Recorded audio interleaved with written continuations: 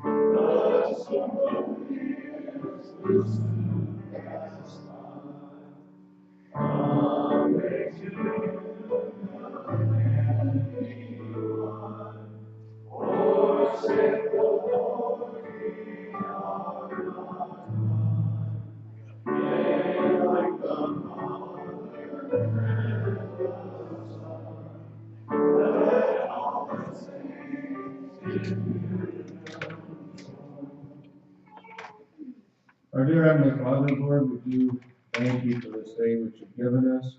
We thank you for the opportunity for us to come to this place, to your house, that we may worship you and that we might dive into your word and ponder those things that you'd have us to ponder this day. Lord, I pray that our preparations are pleasing in thy sight, O Lord. Lord, I pray that our minds would be awakened, and our eyes would be open, our ears would be open to those things you would like us to see and hear this day. Lord, I pray for our brother Dennis as he breaks the bread of life unto us, that we would receive that spiritual nourishment, that we would draw closer to you.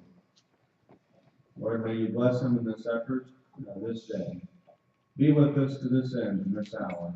We ask these things humbly and faithfully in the name of your Son, even Jesus, the living Christ. Amen.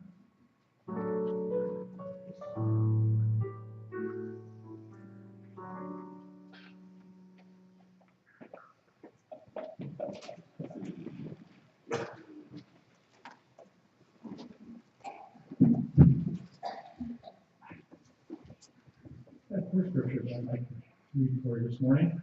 The first is from Genesis, the very first part of Genesis. And the Lord God said, "Let there be light," and there's light. The mention is from Isaiah, the 55th chapter. "My thoughts are not your thoughts, and your ways are not my ways." In Corinthians, the 2nd chapter, "For who hath known the mind of the Lord, that he may instruct him? But we have the mind of Christ." And then lastly, both in Mark and in Luke, Christ says to his disciples, he said unto them, "But who say ye that I am?"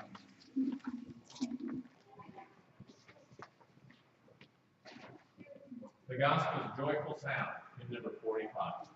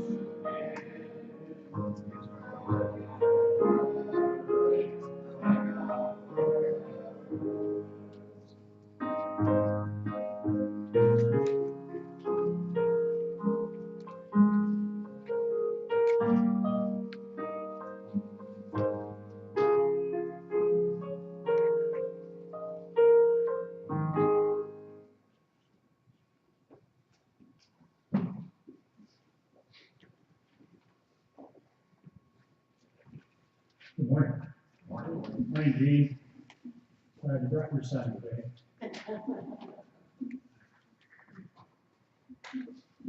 I guess I'm getting of an age.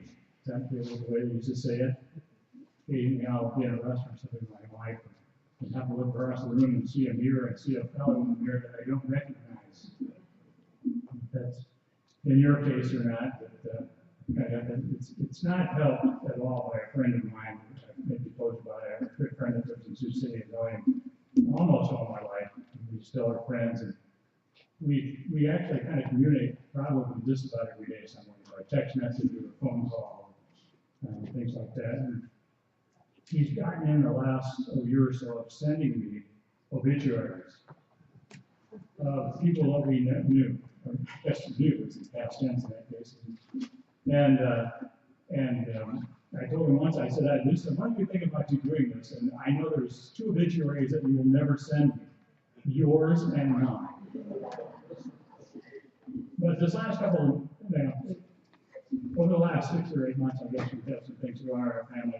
We've had my brother-in-law died very quickly, very fast, and then my wife's cousin in South Dakota, same thing, just fell over with a heart attack before she got on the school bus to drive kids to school, which is, talk about providence. But in the last couple of weeks, he sent me 2 in particular that for some reason, they just disturbed me. I mean, kind of some of the other ones disturbed me because the people were younger than I. You kind of look at that age, but both were sort of boyhood heroes of mine, athletes in Sioux City where I grew up. One was a fellow named Bob Kuchman, who ended up being a very good basketball player at Iowa State and then Morningside College. And the one last week was a fellow named Pat Hansel. I'm sure you've never heard these guys, but Pat Hansel went to East High in Sioux City, and he was 3 or 4 or 5 years later in school, but he was sort of my boyhood idol as an athlete, good at everything. Okay? Football, basketball, track, ended up, he set the Iowa record for the 400 back then, which was under 50 seconds, which was unbelievable. Last time I run that race at 49 seconds. Back then, that was like the 4-minute mile for high school kids.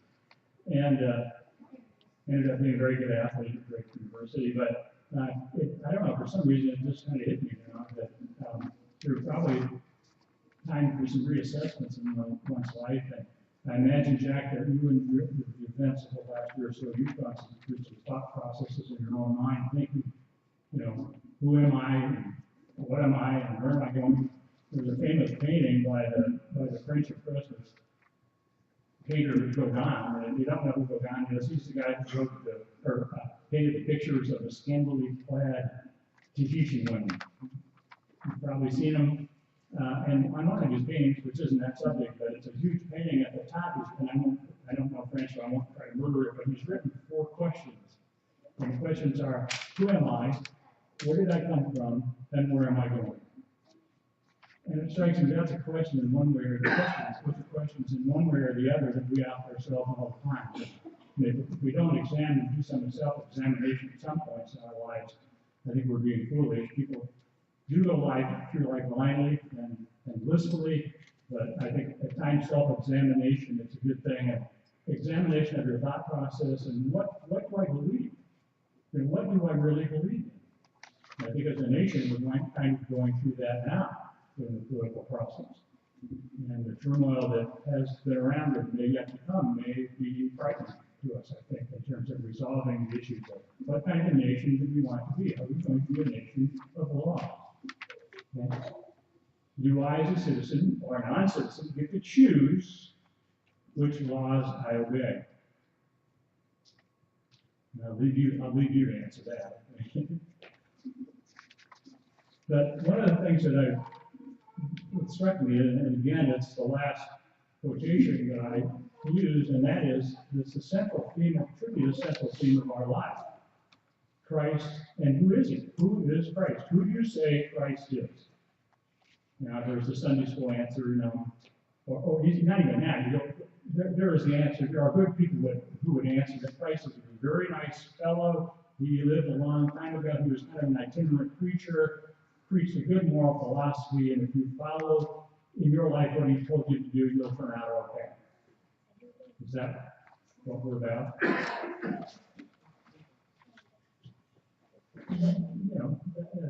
That gets you nowhere, ultimately, doesn't it? I mean, Buddha was probably a nice guy too. But I began thinking about, I saw a reference to a book, and I haven't gotten into it, and the title of the book is, it's a question, is your God too small? Okay? And I don't know what the author has in there, but I'm anticipating he's going to tell me that my concept of the God that created all of us is much too tiny, too limited, and it's limited by me. Well, in reading Genesis, you can look at the God that created everything, right? Do you believe that God created everything?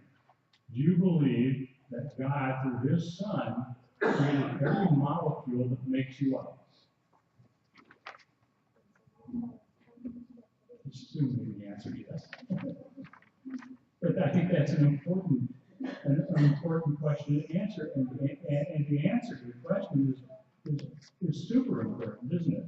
Because it's the predicate of all that we are and can be. It is the God that created the world, the universe as we see it, as humans can observe it, the creator of everything, all powerful, all knowing. Is he the person or the entity that he portrays in the scripture? And if he is, then can we know him? And the answer to that last one is, can we know God directly? Anybody want to answer that one? Can we know God directly? Can we see God? Anybody? Can we see him? Well, we're told that in the scriptures that we cannot. Okay? I mean, there's a problem for people that want to look directly at God, isn't it? That they might not survive. But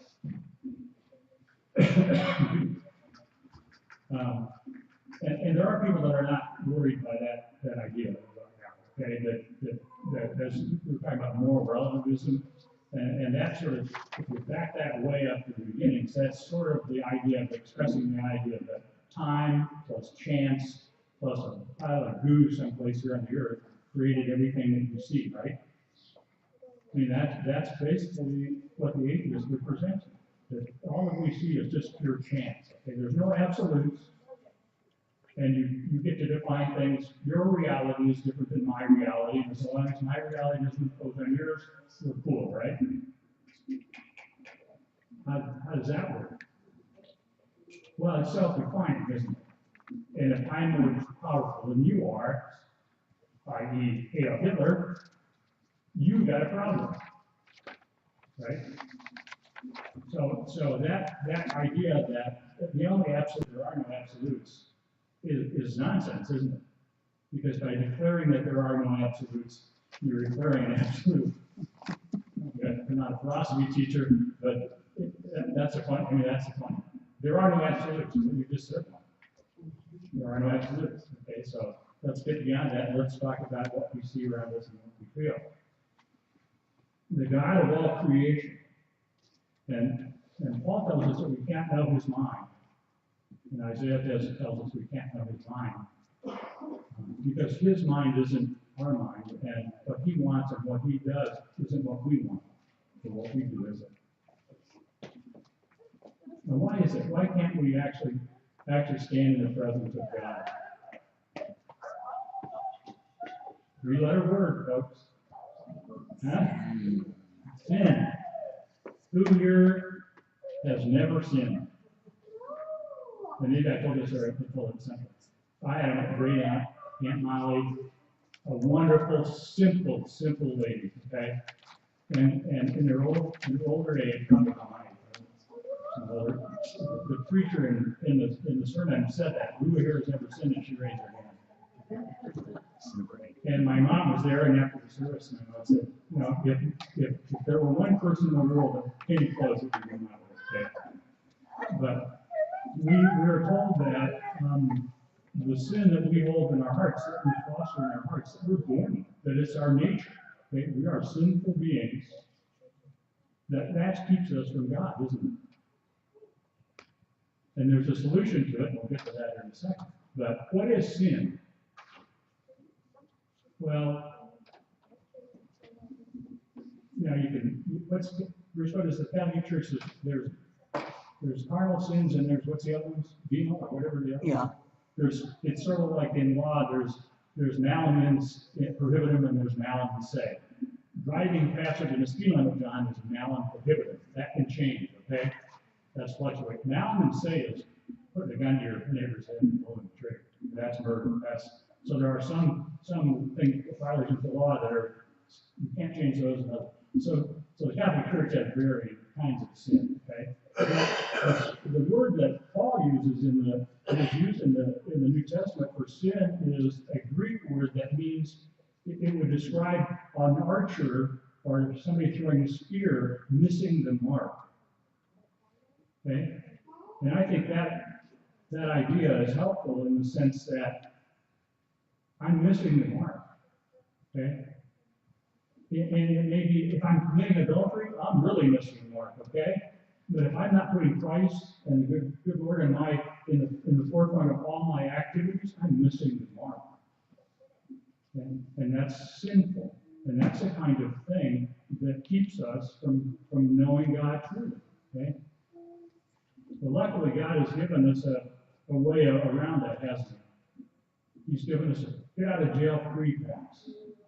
And I think it was described to me, somebody might have been the inquisitive one over here was asking about sin and forgiveness. I remember your exact question, Shirley, but the thing that came into my head is that Jesus, what God has done is when we stand before him for our judgments, it's as though we were standing before and you've seen the old English movies when they're going to pronounce the death sentence on someone, the judge puts that black cloth on top of his wig. Maybe you've never seen that. That's an old custom. I think they still do it anyway. I don't know if they have the death penalty or probably don't.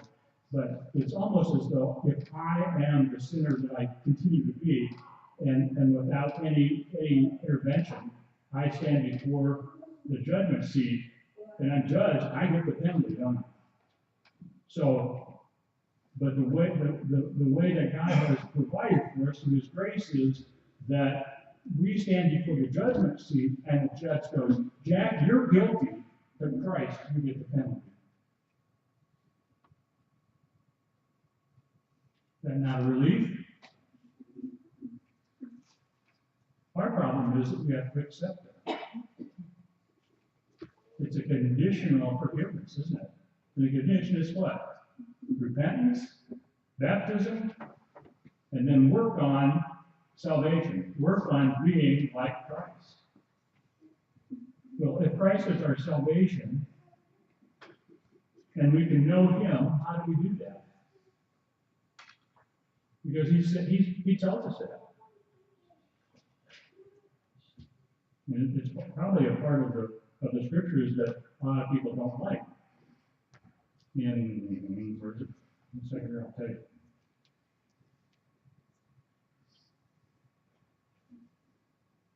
I thought I did it down. I did not. He's talking to the disciples, and somebody asked him, I think Philip or Thomas asked him a question. I think the question was, show us the Father. Right? What was Christ's response to the question? If you've seen me, you've seen it. If you've heard me, you've heard the Father. Priest says, I am the way, the truth, and the life. And tells the disciple, only through me do you come to God. So, what's the answer? What's the answer to the problem? It's to know Christ more, isn't it? He declares it. Now, no absolutes, and that way he might be equivocating or something, but there are absolutes. Those are absolutes. He tells us, only through him do we know the Father, and we come before the Father. And why? Because you want to stand before God in judgment without Christ standing between you and him? Don't think so.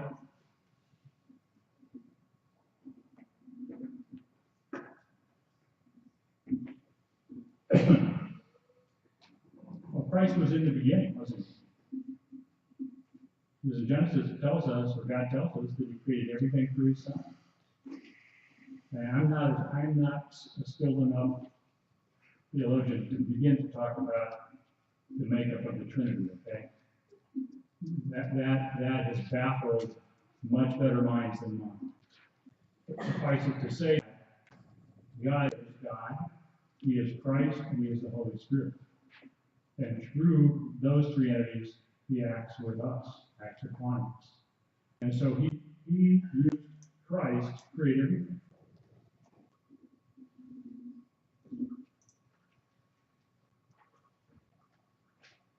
And how we know Christ is through this book.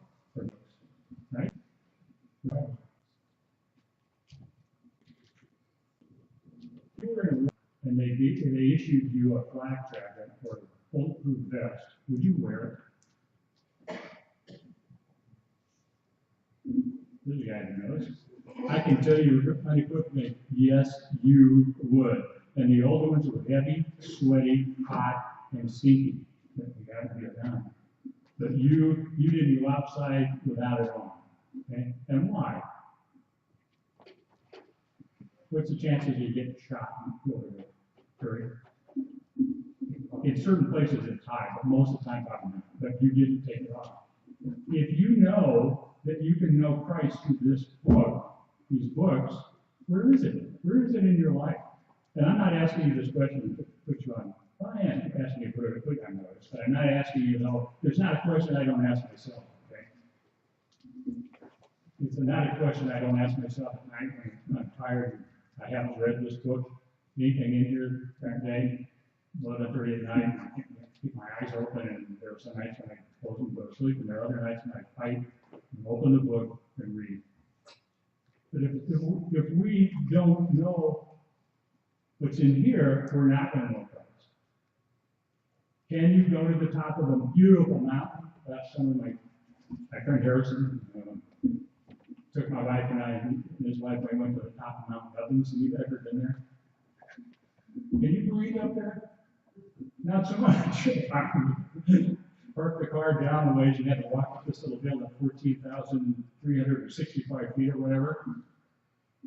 Yeah, I thought I was in really good shape for an old guy, and I'm not in shape at all. About 3 steps, I thought my lungs were going to collapse.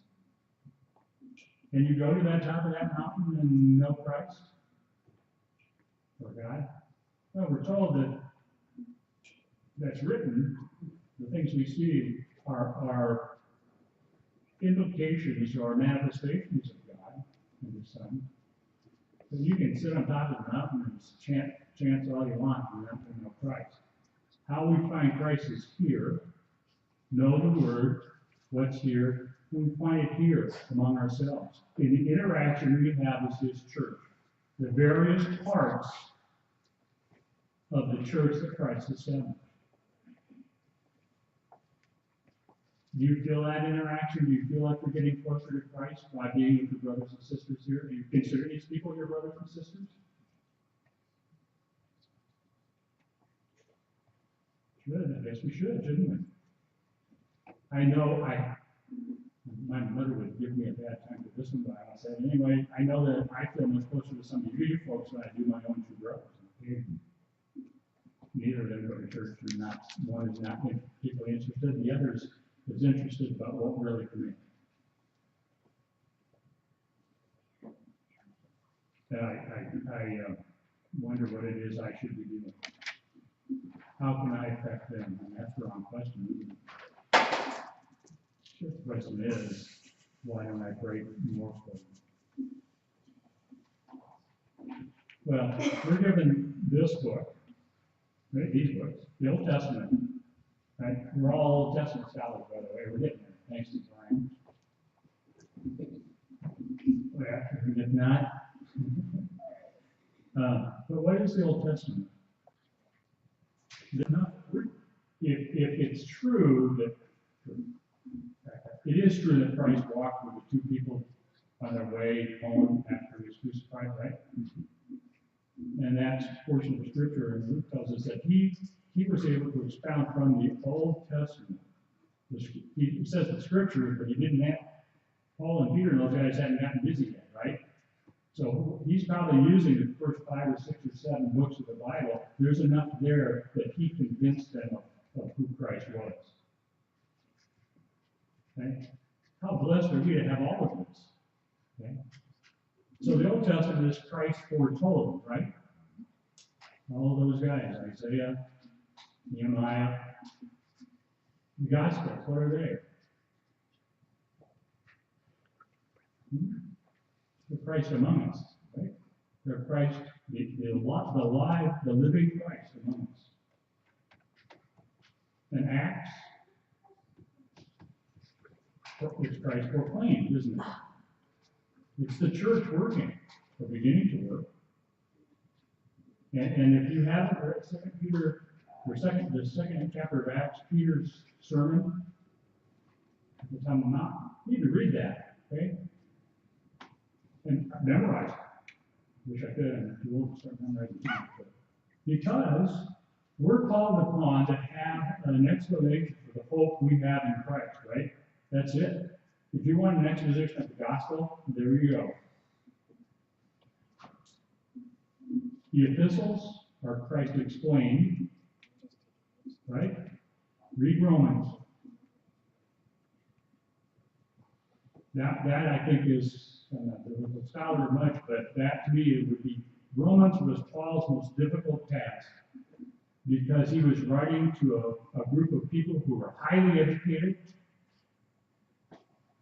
and he had to convince them, he had to present the gospel to them in a way that they wouldn't just say, this is some little guy, bull-legged guy from the Middle East who doesn't even know what he's talking about. He's never been in the temple of Zeus on a Palatine Hill. He doesn't know. But Romans is the thing that sets out where we're at and where we're going. Revelation. I think that's my favorite chapter. I think it's verses 2, probably our favorite book of the Bible. What is Revelation? Christ anticipated, isn't it? It's what's going to happen. Not easy thing, is it? I kind of try to avoid it because one, it isn't easy to understand, and two, the parts I begin to understand would shed a really bad light on me and my future in all this enterprise. What about the Book of Mormon?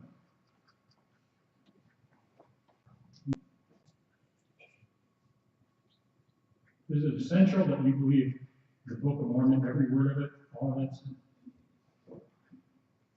To know Christ? Or any of these? Well, Abraham knew God and didn't have any of them, right? But we're lucky to have the Book of Mormon in that it confirms Christ to us.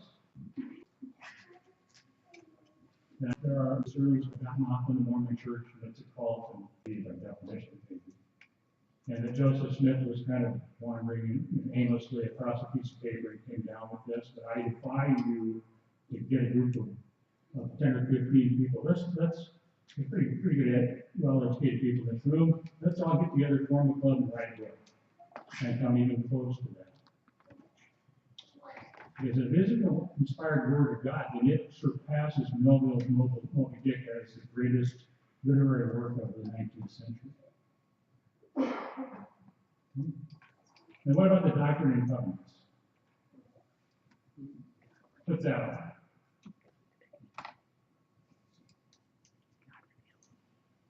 There's an expert right there. What's the Doctrine and Covenants about?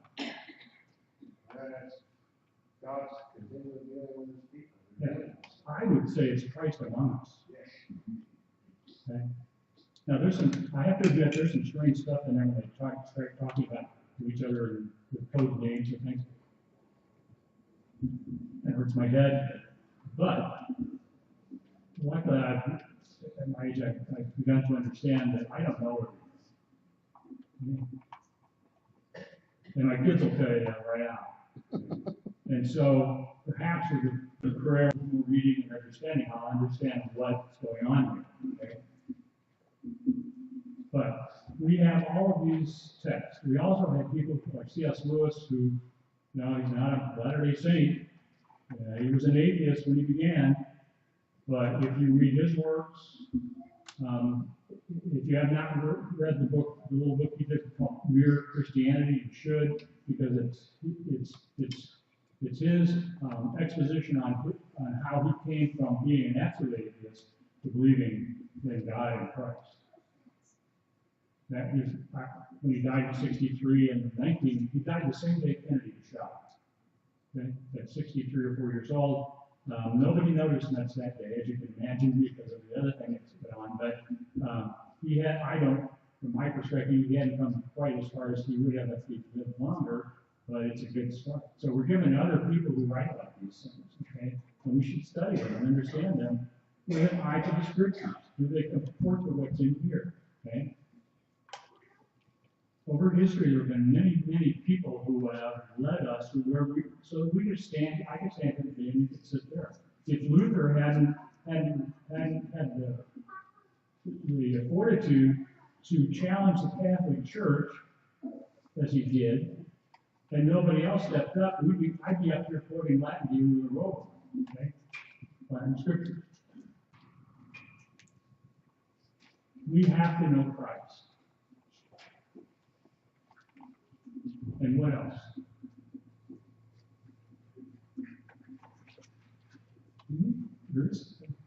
Obey. Obey is a good thing.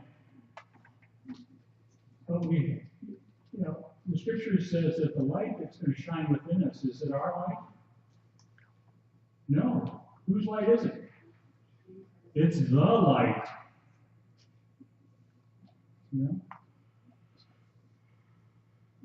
I find that phrase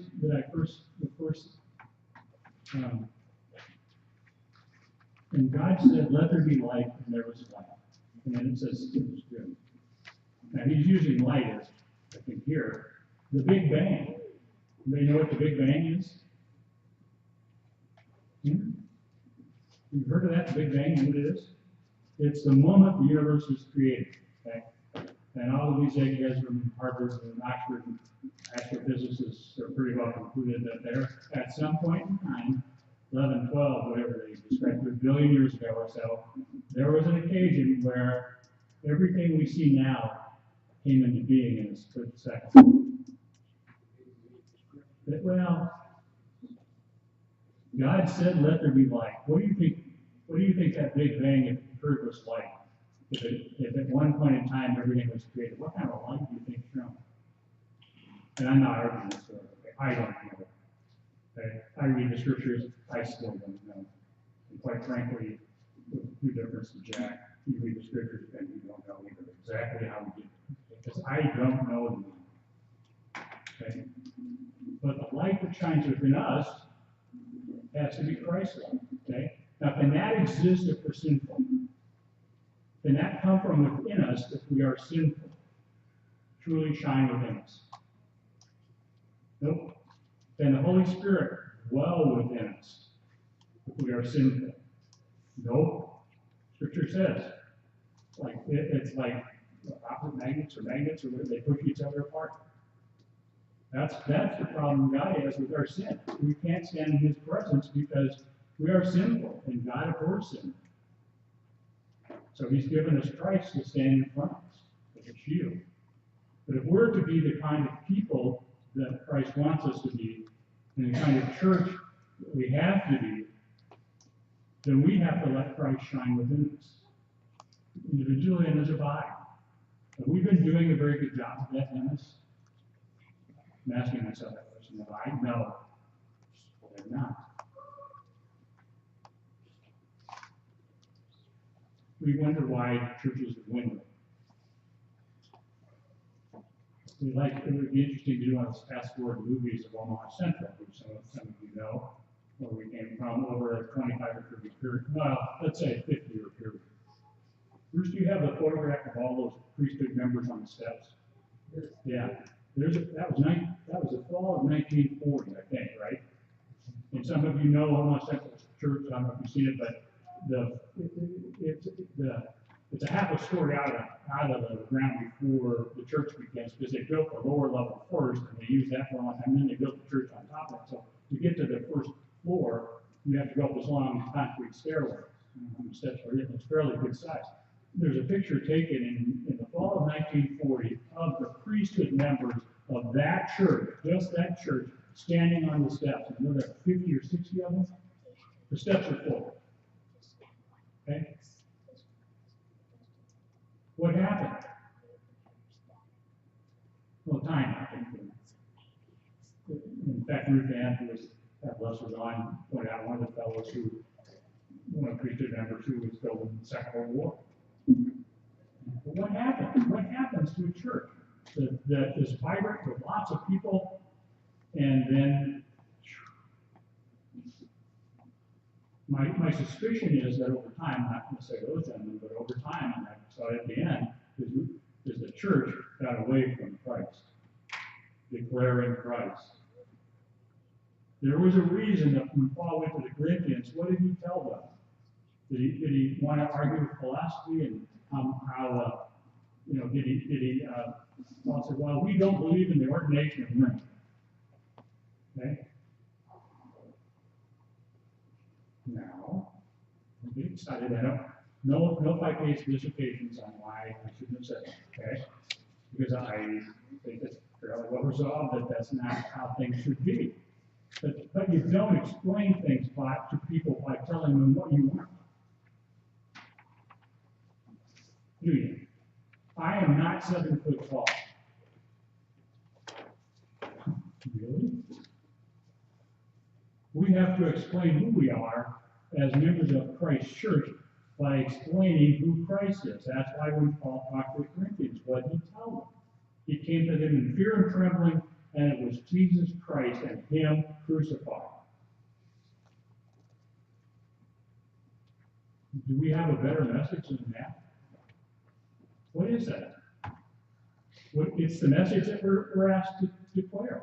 It's the message that we're supposed to, it's the explanation we're supposed to give people when we have to explain, and we're asked to do that, the hope that lies within us.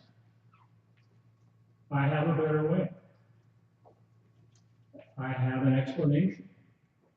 And it's Christ and Him crucified. Now, it doesn't say resurrected. I probably should have said that too, because killing a Judean carpenter and putting him on a cross 2,000 years ago, unless you get the last part of that, big deal. Why did that happen? It is the resurrection that matters. So how can we become better people, Christians, exponents of Christ, and a better church? I stand to be corrected, but I think it goes back to declaring the gospel, declaring Jesus Christ. Because otherwise it doesn't make any sense. We might as well join the Lions Club and do good things. Sell light bulbs like the Lions did and give the money to charity. But that's not our purpose, is it? To establish the Church of Christ in anticipation of His returning to us.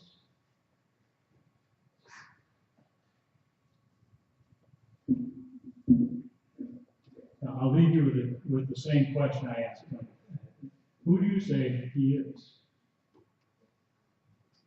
Is that not the fundamental question of your life? Now, do you know there is a Jesus Christ, or what it is? Who do you say Christ is? Your answer is reflected in your response to each other as a church, and to those that don't know Christ. So I pray that we as individuals and as a church understand the importance of declaring Jesus Christ to everyone, and not to be hesitant about it. I know that I've had that feeling. My friend I talked about in Sioux City said something to me once, and he's Jewish. Okay? We're the odd couple. I love him. He's a good man, good father, good friend. And he said something to me once about faith, and he just said, he's an Orthodox Jew. He goes to a synagogue. Again, in Sioux City, it was a huge synagogue, and now it's down to about 4 or 5 men about his age. They show up on Friday night. It's pretty much it for me. And he's just having a real struggle with his faith. That was an opening for me to declare Christ to him. I didn't do it. Now, praying I have a chance to do it. Let us end with prayer, and I'm going to pray again. Father, I pray that your word might be open to us, that we might hunger for the gospel, and that we might search the scriptures for confirmation of your love and forgiveness of us. And we pray that the light of Christ might be allowed to shine within us.